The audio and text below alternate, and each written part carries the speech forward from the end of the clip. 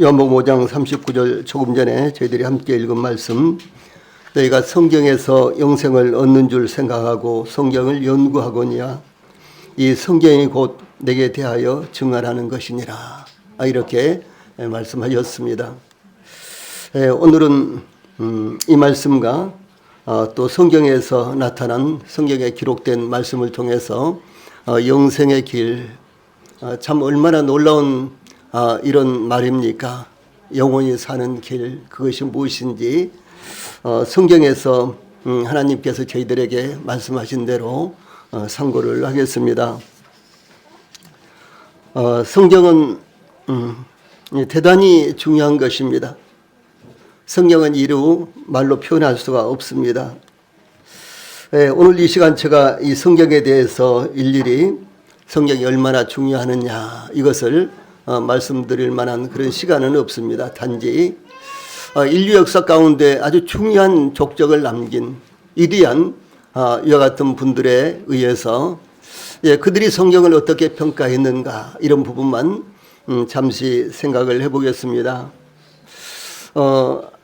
에이브럼 링컨, 참으로 유명하고도 대단하신 분이죠. 이분은 이 성경은 하나님께서 인간에게 주신 최대의 선물이다, 이렇게 고백을 했습니다. 또 조지 워싱턴, 미국 남북전쟁에서 승리를 이끌고 또 미국의 초대 대통령이었던 이분은 이 성경 없이는 세계를 올바르게 다스릴 수 없다, 이렇게도 증거했습니다. 또 뿐만 아니라 존 애덤스라는 분은 성경은 세계에서 가장 훌륭한 책이다, 거기에는 온 세계의 도서관보다 또 더 많은 내용이 담겨 있다, 이렇게 증거했습니다. 또 뿐만 아니라 조지 체프먼이라는 분은 성경은 하나님의 감동으로 지어졌다, 우리는 그것을 비평할 수 없다, 그것이 우리를 비평한다, 이렇게 증거했습니다. 또 세계적인 미래학자요 석학인 이 아놀드 토인비는 이 성경은 지성을 관찰하고 마음에 직접 와닿는 책이다, 이렇게 증거했습니다.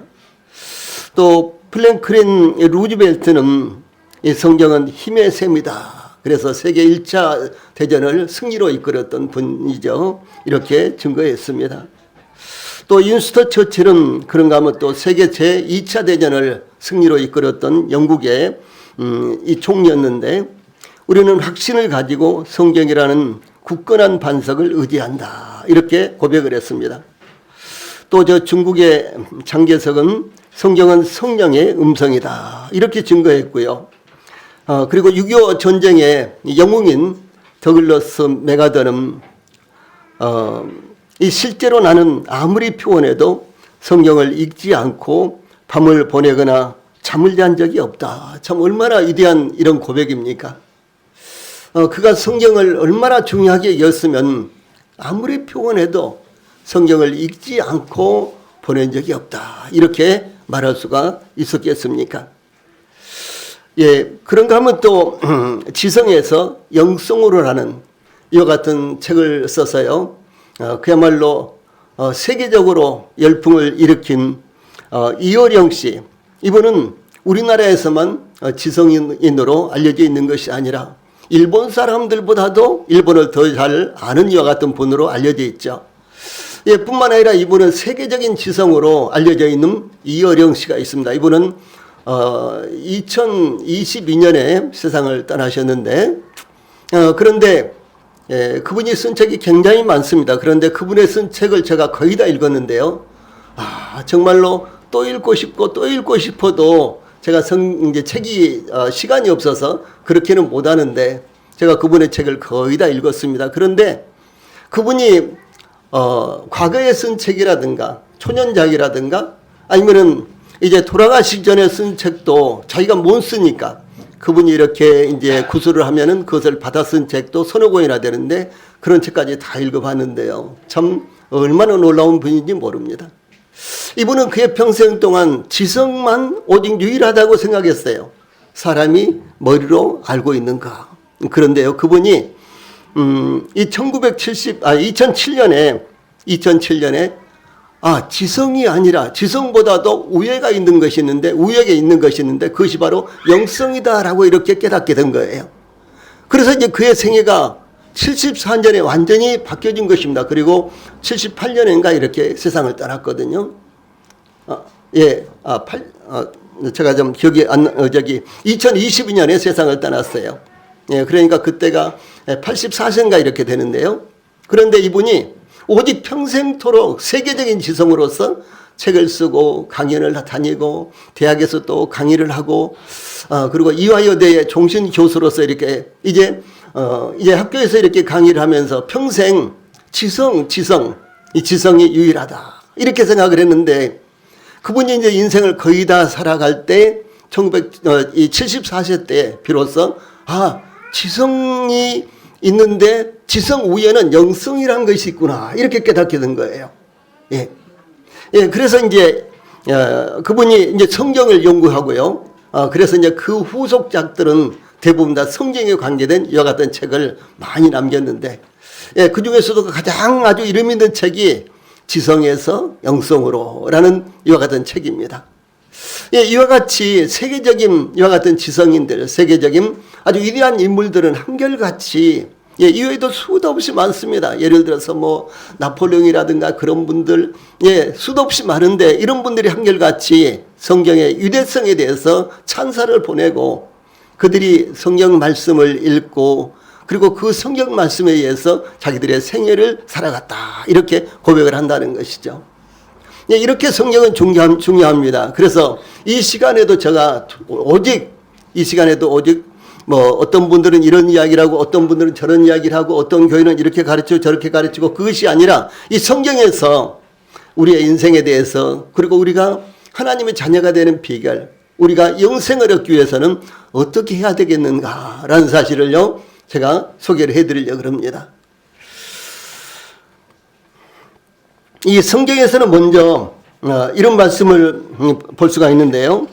이사야서 59장 2절에서는 오직 너희 죄악이 너희와 너희 하나님 사이를 갈라놓았고 너희 죄가 그의 얼굴을 가리어서 너희에게서 듣지 않으시게 함이니라. 이렇게 말씀하고 있고, 또 예레미야라는 이와 같은 성경에서는요 너희 허물이 이러한 일들을 물리쳤고 너희 죄가 너희로부터 좋은 것을 막았느니라 이렇게 증거하고 있습니다. 인간은 죄 때문에 절망적인 상황에 이르렀습니다. 하나님은 인간을 사랑의 대상으로 창조하셨는데 인간은 하나님의 닮은 꼴입니다. 이 성경은 하나님께서 인간을 하나님의 형상과 모양을 따라 지으셨다고 증거하고 있습니다. 그러나 인간의 죄악으로 말미암아 하나님과의 관계가 깨뜨려졌습니다. 그래서 지금 이렇게 말씀하고 있는 것입니다. 그러므로 말미암아 여기 아래에 있는 말씀, 너희의 허물이 이러한 일들을 물리쳤고 너희의 죄가 너희로부터 좋은 것을 막았느니라. 그래서 저희의 허물, 저희들의 죄악이 이 하나님께로부터 오는 좋은 것들을 막아버렸기 때문에 저희 인간들은 늘 결핍하고 생존 경쟁에서 이 살아남기 위해서 싸우고 전쟁을 하고 이렇게 살 수밖에 없고, 결국은 평생 수고하고 모으고 이제 애를 썼다고 해도 그것이 아무런 의미가 없는 것으로 변해버린다라고 하는 사실입니다. 여러분들이 애를 쓰고 이제 참 밤잠을 주무시지 못하고 이렇게 살고 있지만 결국은 여러분들에게 남게 되는 것이 과연 무엇이겠습니까? 아무리 많은 것을 이 세상에 남겼다고 할지라도 여러분들이 이 세상을 떠나게 될 때 과연 여러분들이 영원히 여러분들의 소유로 가지고 있을 만한 것이 과연 어떤 것이 있겠습니까? 그것은 아무것도 없는 거예요. 저희들의 지식이라든가 재능이라든가 심지어 저희들이 이 땅에서 많은 것을 이뤘다고 할지라도 저희들이 영원히 저희들의 소유로 갖고 있을 만한 것은 아무것도 없다는 사실이죠. 어느 날 저희들이 이 세상을 떠날 때 저희들도 모르는 사이에 슬그머니 저희들이 갖고 있는 모든 것들이 남의 소유가 되는가 하면은 그런가 하면 모든 것들이 가을에 낙엽이 떨어지듯이요 아무 의미도 없이 사라지고 만다라는 것이 우리의 현실이 아닙니까? 그런데 이 허물이 죄악이 우리에게 있는 허물이 죄악이 이렇게 했다라고 하는 것입니다. 이 허물이라는 것은 방황하다, 빗나가다 이런 이런 말이고요. 죄는 표적을 놓치다 이런 말입니다. 그래서 이 죄의 결과는 하나님께로부터 오는 좋은 것을 막았다 그랬습니다. 이 좋은 것은 바로 영원한 생명과 평화입니다. 그래서 모든 사람들이 항상 불안해하는 거예요. 가진 사람도 불안해하고 없는 사람도 불안해하고 그렇죠. 전쟁을 일으키는 사람도 불안해하고 이 전쟁으로 말미암아 피해를 입고 이제 오늘 살아남을까 아니면은 죽을까 뭐 이런 걱정을 하고 있는 사람들도 항상 불안과 초조 가운데 살고 있다고 하는 것입니다. 그래서 많은 것을 소유하고 있는 사람들은요, 권세가 있는 사람들은 항상 마음이 평안하고 그런 것이 아닙니다. 오히려 그런 사람들이 더 불안하고 안절부절 못하고 그렇게 된다라고 하는 사실이죠. 그래서 이 좋은 것은 이제 이 생명과 영원한 생명과 그리고 평화인데 이것이 깨뜨려짐으로 말미암아 이것이 무엇을 말하는 거는 근본적으로 하나님과의 관계가 깨뜨려져 버린 것입니다. 하나님은 모든 사람이 구원을 받으며 진리를 아는데 이루기를 원하시고요. 하나님은 저희 인간들이 하나님 앞에서 하나님을 섬기면서 참으로 평화롭고 그리고 하나님 앞에서 이 하나님께서 주시는 풍성한 복을 받으면서 살기를 원하시는데 그러나 하나님께로부터 오는 것들을 이 저희들의 죄와 허물이 막아버림으로 말미암아 저희들은 항상 불안하고 초조하고 항상 결핍되고 아무리 가져도 역시 부족함을 느끼고요. 이렇게 살게 된다라고 하는 것이죠. 그래서 이 죄라는 것은 하나님과 관계를 깨뜨려 버리는 것인데 그럼 구체적으로 그럼 죄라는 것이 무엇이냐? 이 죄라는 것은 여기 기록된 대로요. 단순히 도덕과 윤리와 법률 등 이 사회적 규범을 위반하는 행위랑 다른 사람에게 피해를 입히는 것에 그치지 않고 이 성경에서 하나님께서 말씀하신 죄는요. 하나님의 뜻과 성품에 불순종하거나 이 창조의 질서에서 벗어난 상태를 소위 죄라고 하는 것입니다. 즉 단순히 잘못된 행위를 넘어 스스로 주인이 되어서 다시 말해서 내가 내 인생은 책임질 수 있어. 여러분 그렇죠. 내 인생은 책임져야 돼. 여러분 이렇게 살고 있지 않습니까? 그러나 정작 저희들이 책임질 수 있는 것이 무엇입니까? 우연이라는 시간과 장소가 이렇게 맞아떨어지지 않으면 저희들은요 아무것도 할 수 없는 것입니다. 그렇죠. 아무리 재주가 있어도 아무리 지식이 있어도 이 두 가지가 적당하게 이렇게 맞아떨어지지 않으면 저희들은 이 세상에서 아무것도 할 수가 없는 것입니다. 그래서 이 죄라는 것은 자신이 주인이 되어서 하나님을 거역하는 타락한 본성이 바로 죄다라고 하는 사실입니다. 그러므로 성경에서는 이 죄를요, 관역을 빗나가다, 구부리자 그럽니다.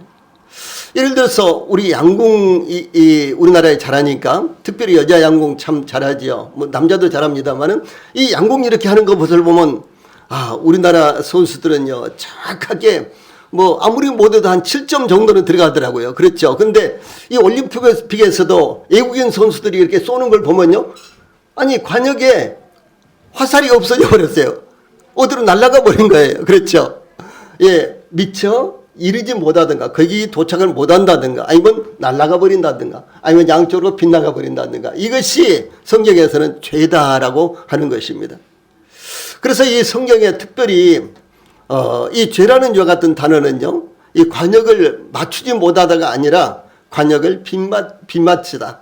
이 관역을 넘어가 버리다. 관역에 이르지 못하다. 이것이 이제 소위 성경에서는 죄라고 하는 것입니다. 그래서 이 하나님께 맞춰야 될 삶의 방향이 어긋난 상태를 의미하는 것입니다.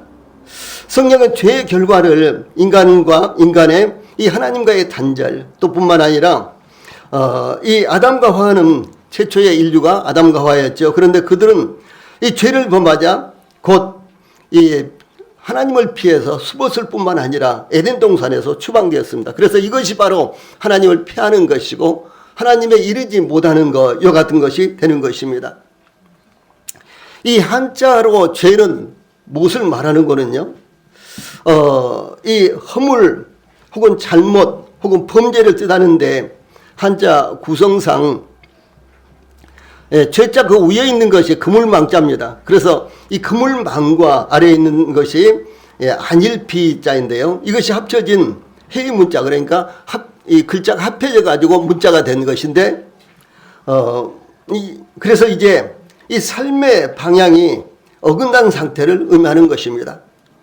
예, 그래서 이 그릇된 행위를 한 사람을, 예, 그릇된 이 행위를 한 사람을 이 법의 그물로 법망에 잡아들인다라는 이와 같은 의미입니다. 이 세상에도 죄를 범하는 사람들은 법에 걸리지 않습니까? 그래서 이 죄자 자체가 소위 그릇된 행동을 하는 사람들이 법의 그물로 가둔다라는 이와 같은 의미가 담겨져 있는 것입니다. 예, 그래서 예, 허물, 잘못, 범죄를 의미하는데, 즉 도리에서 벗어난 행위를 하여 법망에 걸린 상태를 의미합니다. 그러므로 하나님 앞에서도 죄는 반드시 하나님의 법에 걸려든다라고 하는 것이죠. 그래서 반드시 처벌을 받게 되는 것입니다. 이 죄는 그 원리 혹은 결과적으로 하나님을 그 마음에 두기 싫어함으로 나타나는 것입니다.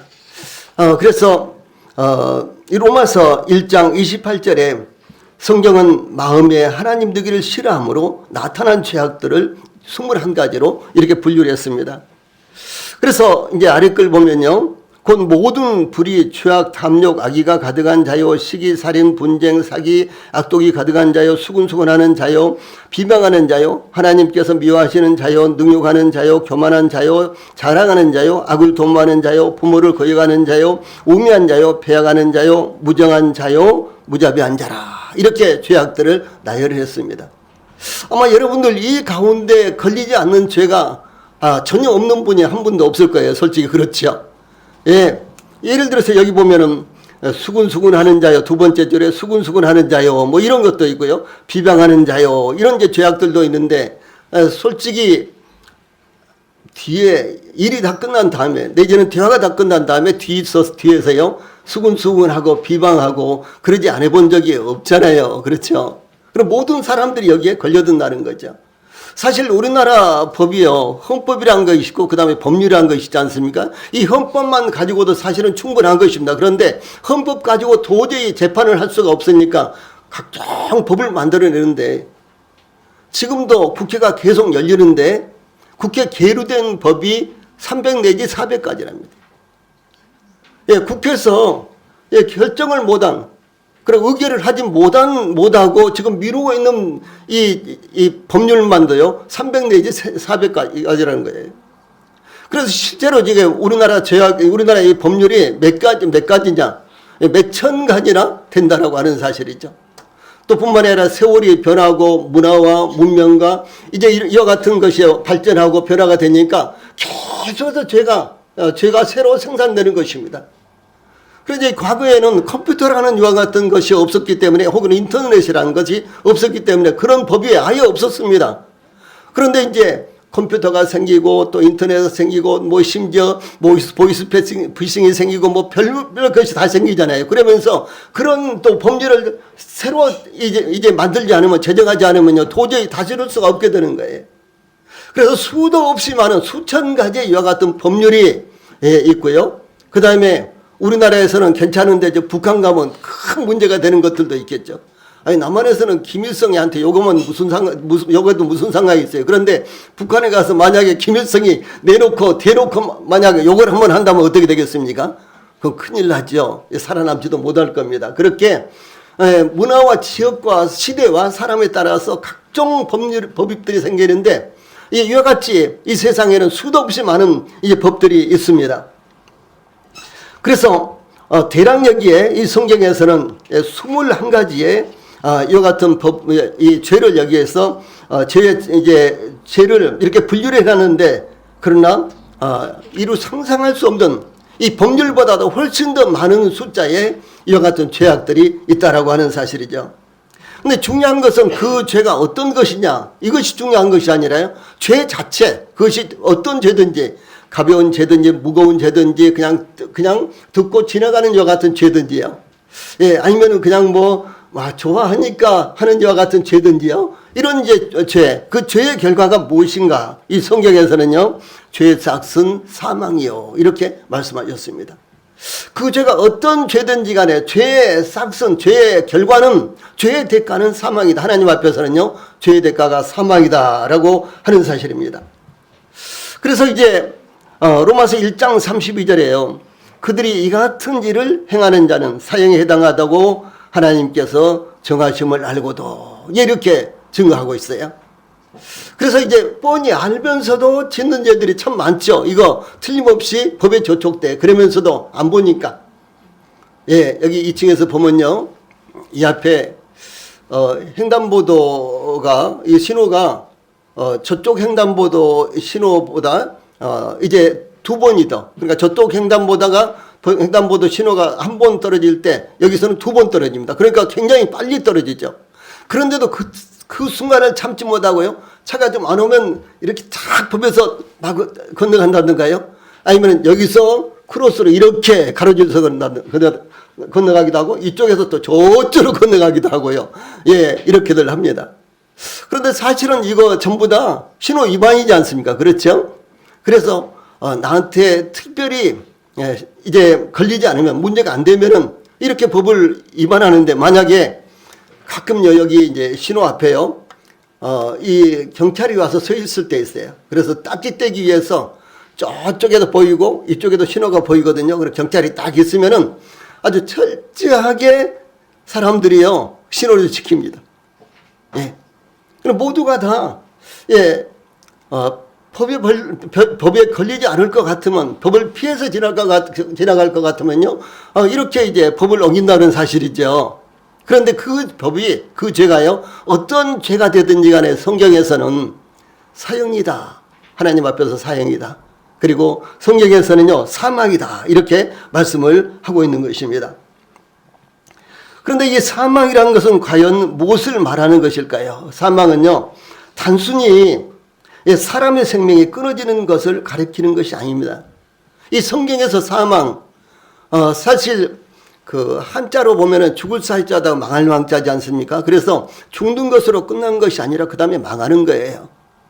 사람들이 대체적으로 사망 그러면 뭐 사망 신고 그러면 죽었다는 신고라고 생각하지 않습니까? 그러나 이 한자의 정확한 의미는요 죽었다가 그 다음에 망한다라는 이런 의미가 담겨져 있다는 사실이죠.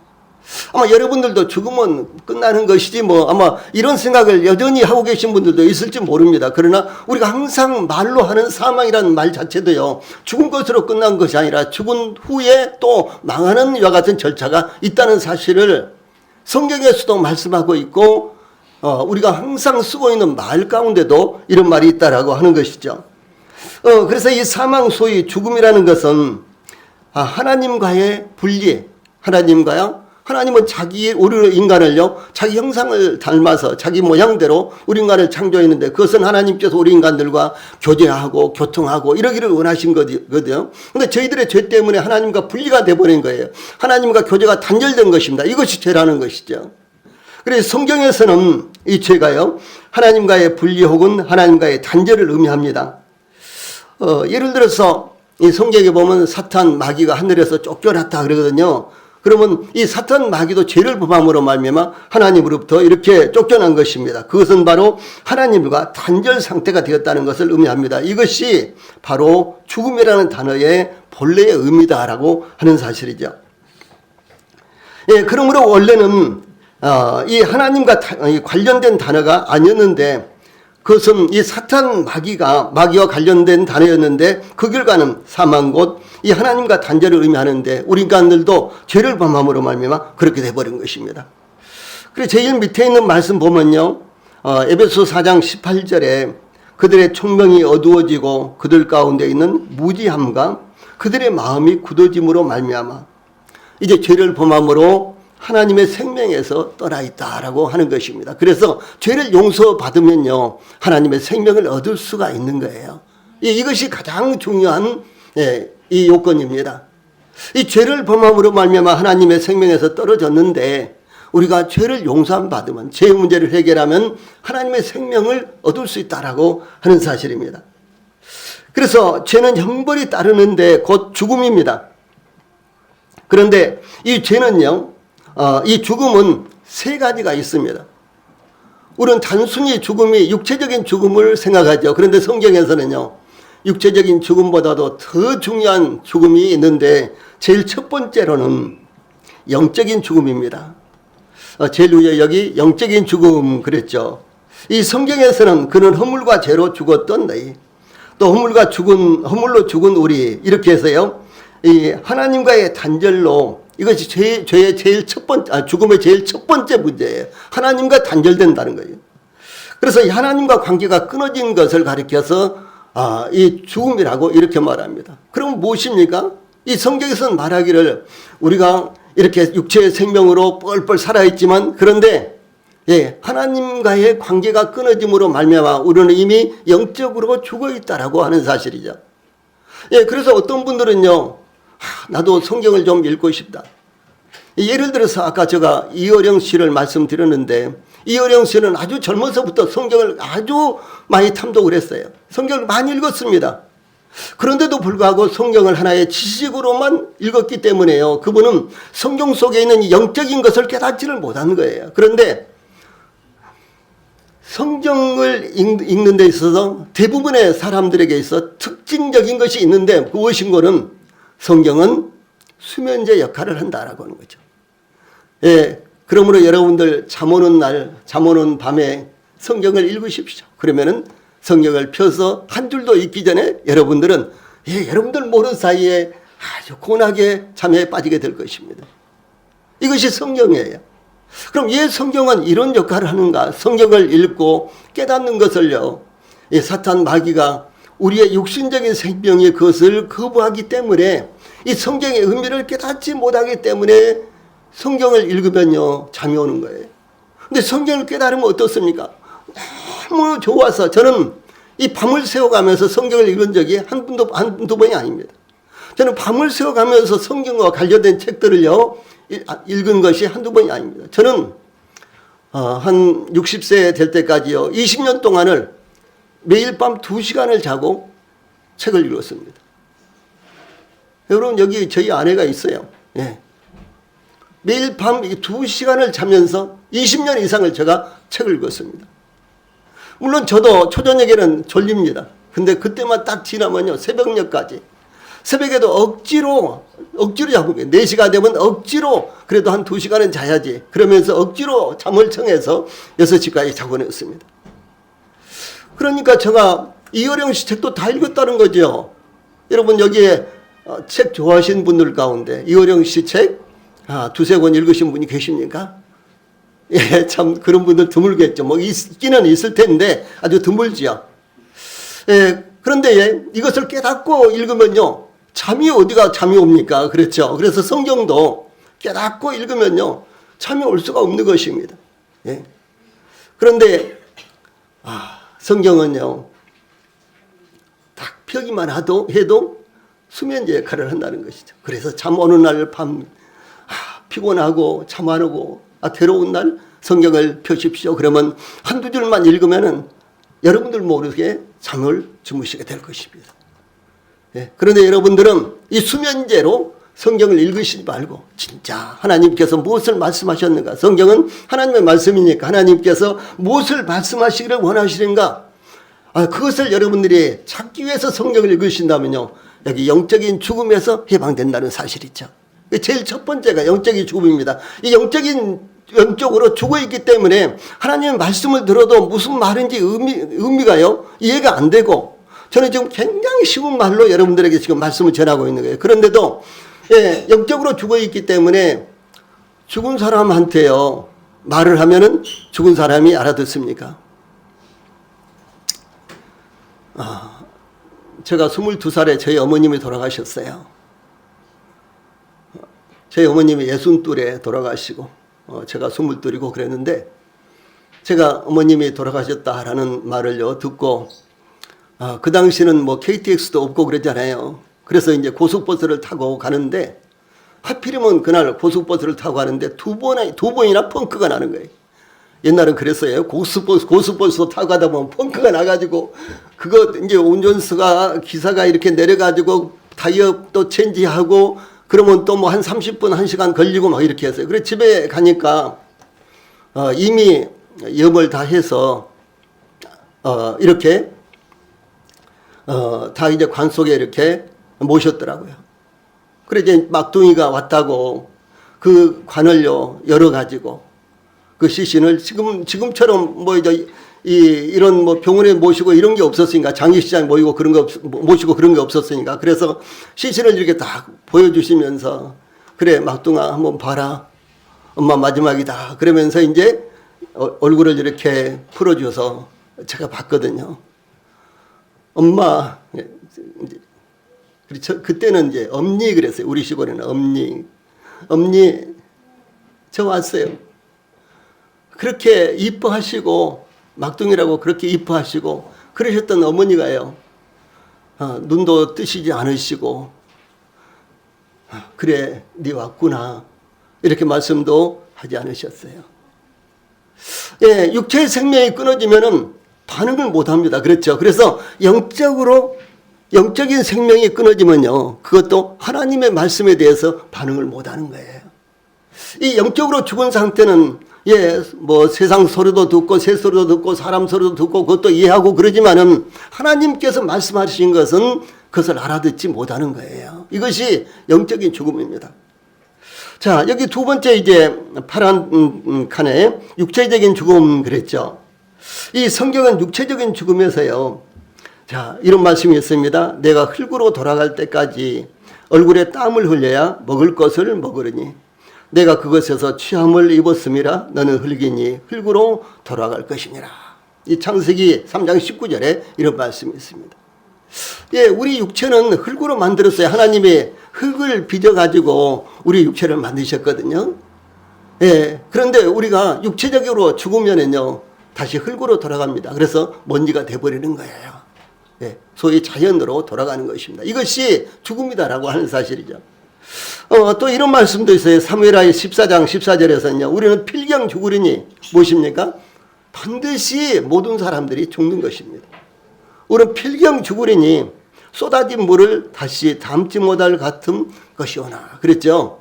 예, 물을 땅에다가 쏟으면 다시 담을 수 있어요? 없죠.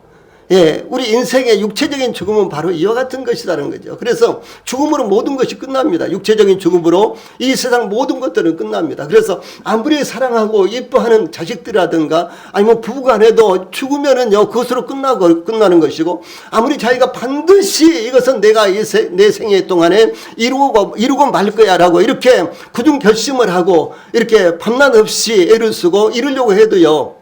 육체적인 죽음으로 모든 것들이 끝나는 것입니다. 네. 그래서 히브리서 9장 27절이라는 성경에요. 한 번 죽는 것은 사람에게 정해진 것이라고 그랬어요. 네.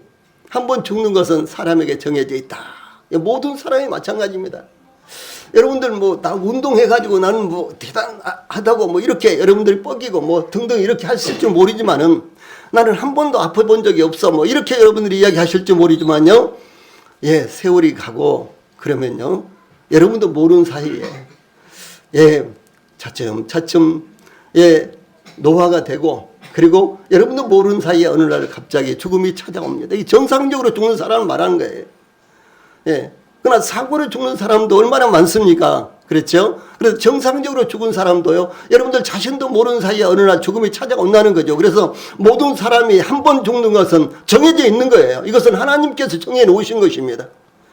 예. 그런데 그 다음에 보면요, 그 후에는 심판이 있으리니 그랬어요. 하나님이 살아계시기 때문에, 하나님께서 역사하시기 때문에 육체적인 죽음으로 끝나는 것이 아니라 그 다음에는요, 무엇이 있다고요? 심판이 있는 것입니다. 그리고 대부분의 이 심판에 대해서 세상에서 그래서 착하게 살아야 돼. 뭐 그러죠. 뭐 적선도 하고 살아야 돼. 남을 돕고 살아야 돼. 남한테 참 피눈물 나게 하지 말아야 돼. 등등 이런 말을 하지 않습니까? 예. 그래서 예수님을 믿지 않은 사람들도 일반적으로 사는 사람들도 심지어 이 브라질 같은 브라질 그 아마존강 유역에 살고 있는 토인들이라든가 이런 사람들도 예, 죽은 후에는 심판이 있다라고 생각합니다. 이 죽은 후에는 반드시 다른 세계가 있다라고 생각을 하는 거예요. 이 성경은 이와 같이 하나님의 말씀인데 하나님께서 죽음 후에는 육체적인 죽음으로 끝난 것이 아니라 그 다음에는 심판이 있다라고 이렇게 말씀을 하시는 것입니다. 그러므로 이 세상에서 가장 잘 사는 사람은 육체적인 죽음 다음에 심판이 있으니까 그 심판대 앞에 내가 섰을 때 나는 어떤 판결을 받을 것인가 이것을 생각하면서 이것을 준비하면서 사는 사람이 가장 잘 사는 사람이에요. 이 세상에 많은 재물을 쌓아놓고 많은 권력을 갖고 있다고 할지라도 어느 순간 그것이 내 손에서 떠나게 될 때, 내 손에서 떠나게 될 때 내가 그것을 의지할 수 있겠어요? 의지하면 못합니다. 김일성이가 권력이 없어서 죽었겠어요? 재물이 없어서 죽었겠어요? 모든 사람들이 마찬가지입니다. 그래서 그 모든 것들이 우리 손을 떠나게 될 때에 우리가 하나님 앞에 서서요 우리의 생애를 심판받는다라고 하는 사실입니다. 그 다음에 세 번째가 이 죽음의 세 번째가 영원한 죽음이라는 것입니다. 그래서 제일 첫 번째는 영적인 죽음, 두 번째는 육체적인 죽음, 세 번째는 영원한 죽음 이런 게 있습니다. 이 세 번째 영원한 죽음은 이 하나님 앞에서 심판을 받아가지고 영원한 지옥의 형벌을 받는 것을 말합니다. 그래서 요한계시록 20장 14절 15절에서는요 사망과 음부도 불못에 던져지니 이것은 둘째 사망 곧 불못이라. 이 첫 번째 사망은 일반적으로요 첫 번째 사망은 우리의 육체적인 죽음이고 두 번째 사망은 저 불못 지옥에 던져지는 것을 말하는 것입니다. 그래서 누구든지 생명책에 기록되지 못한 자는 불못에 던져지리라 이렇게 증거하고 있고요. 또 마태복음 3장 12절, 누가복음 3장 17절에서는 손에 키를 들고 자기의 타작마당을 정하게 하사 각 알곡은 모아 곡간에 들이고 쭉정이는 꺼지지 않은 불에 태우시리라 이렇게 증거하고 있습니다. 또 뿐만 아니라 마가복음 9장 43절에서는요 만일 내 손이 너를 범죄케 하거든 찍어버리라. 불구자로 영생에 들어가는 것이 두 손을 가지고 지옥 꺼지지 않은 불에 들어가는 것보다 나으니라 이렇게 말씀을 하고 계십니다. 그러니까 그 무엇보다도 중요한 것이 영원한 죽음에 대해서 대비하고 살아야 된다라는 사실을 말씀을 하는 것입니다. 그래서 이 예수님을 믿어야 되는 그 중요한 이유가 무엇인고는 이 하나님과의 끊어진 관계를 이어주는 것, 즉 회복을 말하는 것입니다. 그러므로 죄를 용서받아야 되고 죄를 범하지 말아야 되는데 이 땅에 살고 있는 동안 죄를 범하지 않을 수가 없습니다. 어떻게 죄를 범하지 않고 살 수가 있겠어요? 어떤 사람들은 이 땅에 살면서 절대로 살상을 하면 안 된다 뭐 이렇게 이야기합니다만은 걸어다니면서도 죽일 수 있잖아요. 예를 들어서 걸어다니면서도 개미를 죽일 수가 있고 지렁이가 기어다는데 그것도 모르고 차로 그냥 지나가다가 쫙 이렇게 뭐 죽일 수도 있고 모기가 왔는데 딱 때려서 이렇게도 죽일 수도 있잖아요. 그러므로 그것은 안 되는 거예요. 우리 인간으로 아무리 노력을 해도 해결할 수가 없는 것입니다. 그래서 이 세상에 살면서요 죄를 범하지 않을 수가 없는 것입니다. 그래서 이 세상은 죄를 범할 수밖에 없는 구조로 그렇게 만들어져 있습니다.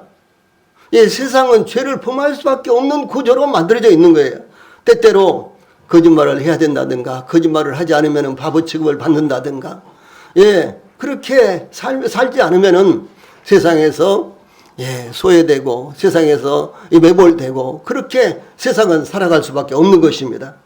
그러므로 모든 사람이 죄를 범했고요. 이 죄를 범하면서 살아가고 있다라고 하는 사실이죠. 그래서 그런 방법으로는 안 된다 그런 말입니다.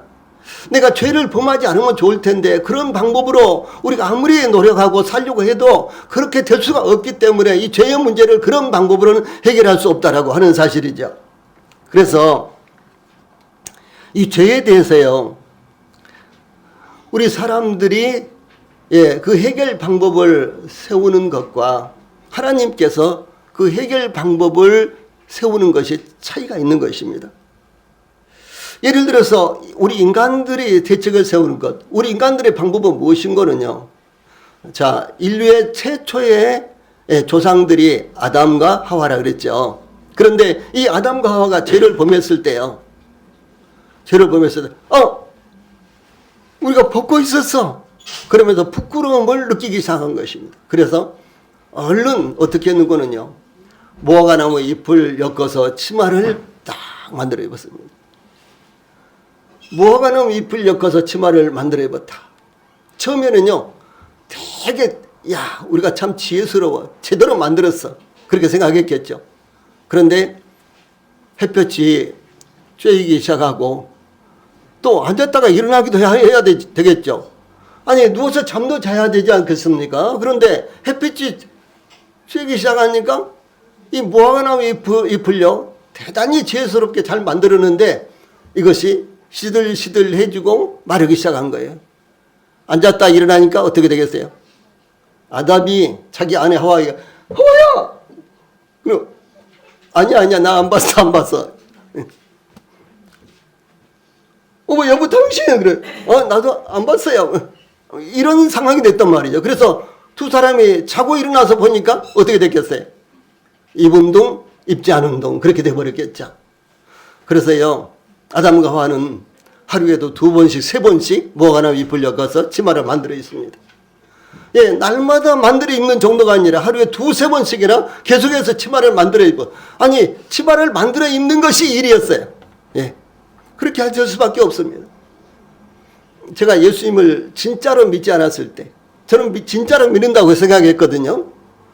그때가 이제 20대 초반이었는데, 저는 어렸을 때부터 이제 교회를 다녔기 때문에 예수님을 진짜 믿는다고 생각했고, 누구보다도 잘 믿는다고 생각을 했습니다.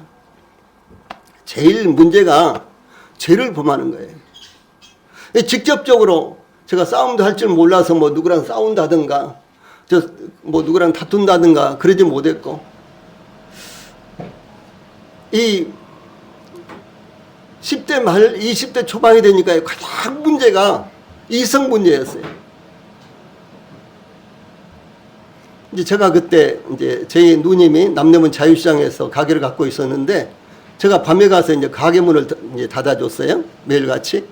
근데 그 가게에 제가 닫아주는 그 가게에 누님이 이제 가게를 여러 개 가지고 있어서 제가 닫는 그 가게에 여종업원들이 5명 있었어요. 근데 옛날에는 여종업원들이 전부 다 아가씨들이 있잖아요. 아주 젊은 아가씨들이었죠. 근데 이제 제가 이제 문을 닫아주러 가면요, 막 초콜릿도 준비했다가 막 호주머니에다 넣어주고 막 사탕도 넣어주고 막 그래요. 그러면은 그날 저녁에 이제 누님이 너 그런 거 받지 말라 그랬는데 받았지 또. 내가 받으려고 안 했는데도 호주머니에 넣어주는데, 억지로 넣어주는데 어떡해? 네 아가씨들 쳐다보지도 말고 말도 하면 안 돼? 그래, 가게 들어가면서부터 머리 숙이고요, 계속 앉아있다가 그것도 호주머니에 막 끼워주면, 넣어주면은 어쩔 수 없이 받아가지고 이제 오고 그랬거든요. 근데 이제 교회에서도 죄를 범하면 안 된다, 죄를 지으면 지옥 간다, 그래서요, 죄를 짓지 않으려고 이렇게 바닥만 쳐다보고 다녔어요. 진짜 그랬어요, 여러분요. 왜? 딱 이렇게 보면은 아가씨들이 보였어요. 그러면 성경에서 말하기를요, 눈으로 보기만 해도, 마음으로 생각만 해도 그 죄를 범하는 것이라 그랬거든요. 그러니까 죄를 범하지 않으려면 어떻게 해야 되겠어요? 안 봐야 되겠죠. 근데 눈 감고 다닐 수는 없으니까 이렇게 쳐다보고 바닥만 보고. 그래가지고요, 돈을 23,000원이나 줬어요. 그때 쌀 한 가마니가 3,000원인가 그렇게 됐어요. 그럼 얼마나 큰 돈이에요. 그렇죠? 예, 그러니까 엄청나게 돈을 주었어요. 그런데 이제 그때 대형각이 불이 났는데, 대형각 불날 때예요.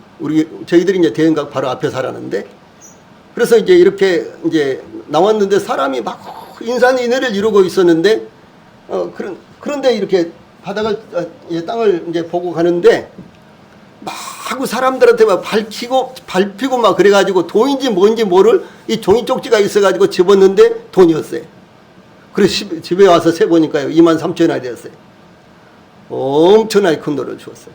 네. 그렇게 죄를 범하지 않으려고 했는데요, 죄를 범하지 않을 수가 없는 거예요. 그것이 이제 문제가 되는 것입니다. 그래서 이 아담과 하와가 아무리 무화과나무 잎을 엮어서 치마를 만들어 입었지만은 햇볕이 비치고 앉았다 일어나고 또 이제 잠을 자고 또 일어나면 그것이 그대로 있어요? 그대로 없죠. 이것이 사람의 방법이라는 것이죠. 그래서 이제 이와 같이 노력하고 죄를 범하지 않으려고 노력하고 이것이요 소위 인간의 종교가 된 것입니다. 그래서 돌을 닦으면은 부처가 되면은 그렇죠. 그러면은 인생의 문제를 해결한다고 생각하지 않습니까?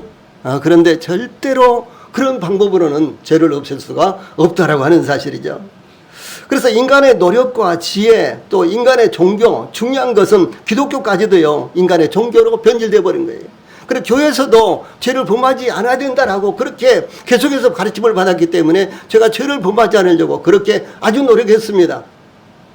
예, 또 죄를 범하면 하나님 앞에 회개 기도를 해야 된다라고 이렇게 가르침을 받았기 때문에요. 제가 날마다 밤마다 이 밤이 되면 날마다 밤이 되면요. 제가 하나님 앞에 하나님 오늘 이런 죄를 범했습니다라고 큰 소리로 마구 외치면서 하나님 앞에 회개 기도를 했어요. 그것이 날마다 반복되는 거예요. 똑같은 일인 거예요.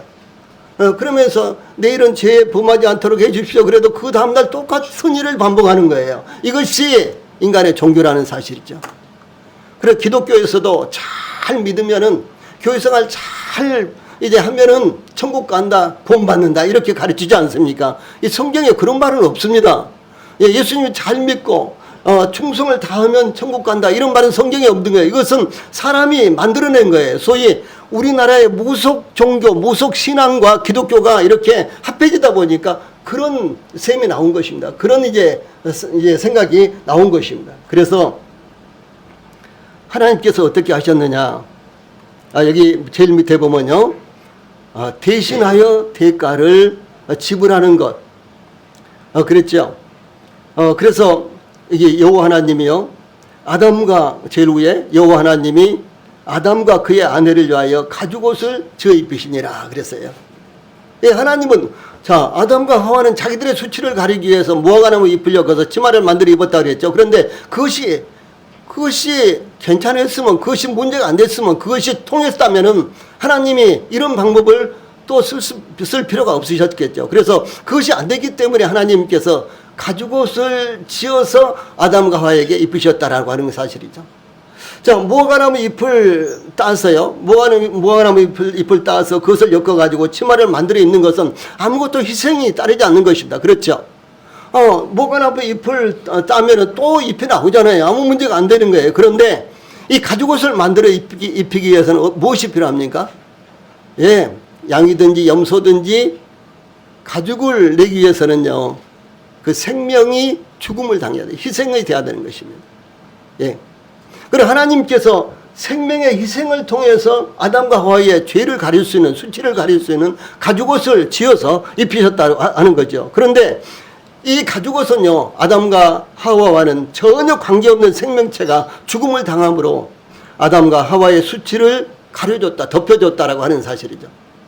아담과 하와와는 아무런 관계도 없는 짐승이 죽음을 당함으로 아담과 하와의 수치를 가릴 수가 있었다는 사실이죠. 그래서 이것을 가리켜서 대신 죄의 대가를 지불한다라고 하는 말이에요. 한번 해봅시다. 대신 죄의 대가를 지불하는 것. 이것이 대속이에요. 그러니까 아담과 하와가 죄로 말미암아 죽어야 되는데 대신 염소가 죽든지 어린 양이 죽든지 죽음을 당함으로 말미암아 아담과 하와의 수치를 가려줄 수가 있었다. 죄를 덮어줄 수가 있었다라고 하는 사실이죠. 그래서 대신하여 대가를 지불하게 하는 것을 의미해. 대속은 대신 바쳐지는 것. 죄를 대신하기 위해서 대신 제물이 되어 바쳐짐으로 죄를 용서받는 것을 의미한다라고 하는 사실이죠. 이것이 기독교의 핵심이 되는 것입니다. 그러므로요, 예수님이 세상에 오신 목적에 대해서 세례 요한은 예수님의 선구자예요. 그래서 세례 요한은 이튿날 요한이 예수께서 자기에게 나오심을 보고 이르되 보라 세상 죄를 지고 가는 하나님의 어린 양이로다 이렇게 외쳤습니다. 지적을 했습니다. 예수님 자신은요, 인자가 온 것은 섬김을 받으려 함이 아니라 도리어 섬기려 하고 자기 목숨을 많은 사람의 대속물로 주려 함이니라, 이렇게 증거하셨습니다. 자, 아래 파란 칸에 있는 말씀, 인자가, 거기서부터 한번 같이 읽읍시다. 시작. 인자가 온 것은 섬김을 받으려 함이 아니라 도리어 섬기려 하고 자기 목숨을 많은 사람의 대속물로 주려 함이니라, 이렇게 말씀하셨습니다.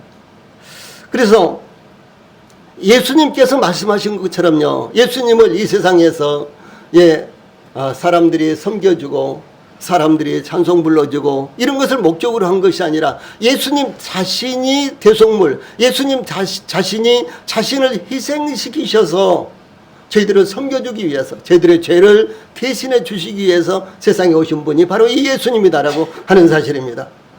여기 대속물이라는 말이 나오잖아요.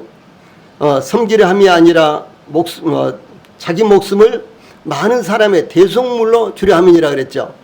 이 대속물이라는 말이 무슨 말인 거는요, 포로를 풀어주기 위해서 지불하는 값입니다. 지금도 세계 여러 곳에서 전쟁을 하죠. 이제 전쟁이 끝나면요, 이미 이제 러시아와 우크라이나는 한두 번 포로 교환이 있었습니다. 그렇죠. 그래서 이와 같이 이제 포로 교환이 있는데, 이스라엘과 팔레스타인은 포로 교환을 하면요, 이스라엘 사람 1명당 팔레스타인 사람 1000명 뭐 이렇게 이제 교환을 해요. 예. 이스라엘 군인 1등병 한 사람이요, 포로가 됐어요. 그런데 그 포로를 살리기 위해서요, 이스라엘은 1000명의 팔레스타인 포로를 팔레스타인에 보냈어요. 그러니까 1000대1로 이렇게 포로 교환을 합니다. 그러니까 이스라엘에서 볼 때는 이 일병 한 사람이 이 팔레스타인 사람 1000명의 값이 되는 거예요. 그래서 이 1000명의 값을 지불함으로 말미암아 이스라엘 병사 1등병 한 사람을 구원했다, 살려냈다, 이런 말입니다. 그래서 이 대속물이라는 것은 바로 그 예수님께서 죄로 말미암아 포로가 되어 있는 저희들, 죄의 포로가 되어 있는 저희들을 풀어주시기 위해서 예수님이 그 대가를 지불하셨다라고 하는 사실입니다. 그래서 이 전쟁에서 적에게 포로 잡혔을 때 몸값으로 지불하는 값이 있습니다. 어느 전쟁이든지 간에 전쟁이 끝나면 포로 교환을 한다든가 포로를 석방한다든가 그러는데, 과거에 소련 연방, 소련이 있었을 때는요, 이 동구권에서 혹은 소련 사람들이 죄를 범해서 감옥에 들어가잖아요. 그러면은 이 서방 세계에서 엄청난 돈을 지불하고 그 사람을 빼오도록 이렇게 이제 그 소련이 돈이 없으니까 그렇게 막 포로들을 팔았습니다. 이렇게. 근데 그런 값이에요. 그래서 예수님께서 자기의 죽음으로 인류의 죄의 대가를 지불하신 것, 이것이 바로 여기에 대속물이란 이와 같은 말입니다. 자, 그래서요, 성경은 뭐라고 말씀하고 있느냐. 자, 제일 아래에 있는 말씀 같이 읽어봅시다. 시작. 이 뜻을 따라 예수 그리스도의 몸을 단번에 들이심으로 말미암아 우리가 거룩함을 얻었노라, 이렇게 증거하고 있어요. 예, 이런 뜻을, 하나님의 뜻을 따라서요, 예수님께서 자기의 몸을 십자가에서 못 박혀 죽게 하심으로, 뭐 때문에? 저희들의 죄의 값으로 죽게 하심으로 그 대신 저희들은 거룩함을 얻었다라고 하는 사실입니다.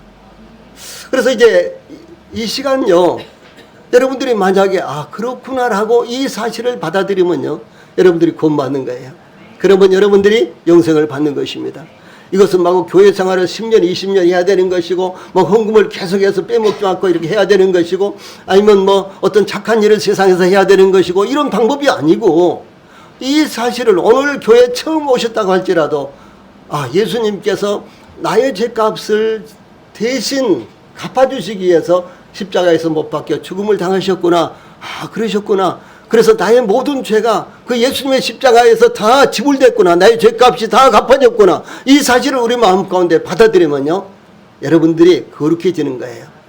여러분들이 죄산 받는 것입니다. 여러분들이 영생을 얻는 것입니다. 예, 찬송 한 곡 부르고 마치겠습니다.